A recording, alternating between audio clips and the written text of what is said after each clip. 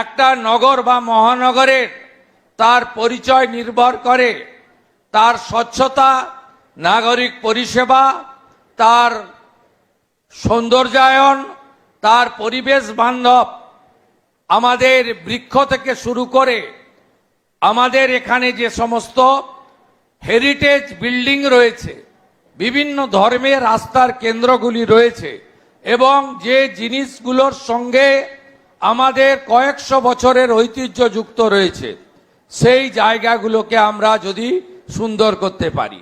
মাননীয় প্রধানমন্ত্রী আসছেন, বিশ্ব যোগা দিবস কলকাতায় অনুষ্ঠিত হবে, গোটা রাজ্যে হবে, গোটা দেশে হবে। যে যোগা দিবসকে 181টা দেশ গ্রহণ করেছে, সেই যোগা এবারে কলকাতায় মেগা ইভেন্ট হবে। তার আগে মাননীয় প্রধানমন্ত্রীকে আমরা স্বচ্ছতার মাধ্যমে স্বাগত করতে চাই।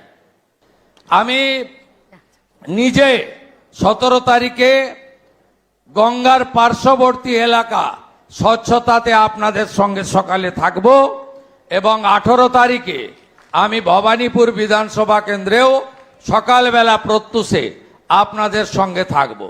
আমরা 19 তারিখ একটি হাফ ম্যারাথন করব স্বচ্ছতার জন্য, যা শুরু হবে কলকাতা কর্পোরেশনের গেট থেকে, শেষ হবে ঐতিহ্যমণ্ডিত মহাকরণ রাইটার্স বিল্ডিং এর সামনে গিয়ে।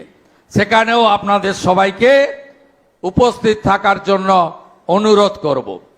প্রকৃতি মা এবং ভগবান সব দিয়েছে কলকাতাকে, এত সুন্দর নদী, এত সুন্দর তার পরিবেশ, এত সুন্দর পরিকাঠামো এবং এখানকার লোকেরা এত রুচি সম্পন্ন, সংস্কৃতিবান এবং তাদের শিক্ষা দীক্ষা সচেতনতা এত উচ্চতায় রয়েছে।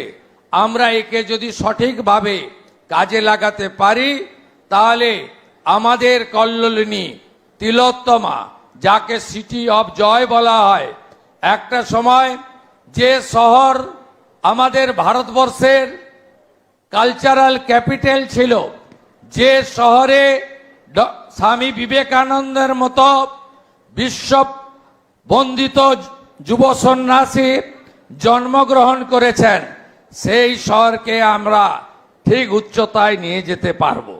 তাই আগামী 15 থেকে যে কর্মসূচি কমিশনার মহোদয়া এবং মাননীয় মন্ত্রী ঘোষণা করেছেন, আপনাদের সকলের সহযোগিতা আমি প্রার্থনা করি। আরো ভালো ভালো খবর দেখতে সাবস্ক্রাইব করুন বাংলা হান্টের ইউটিউব চ্যানেল।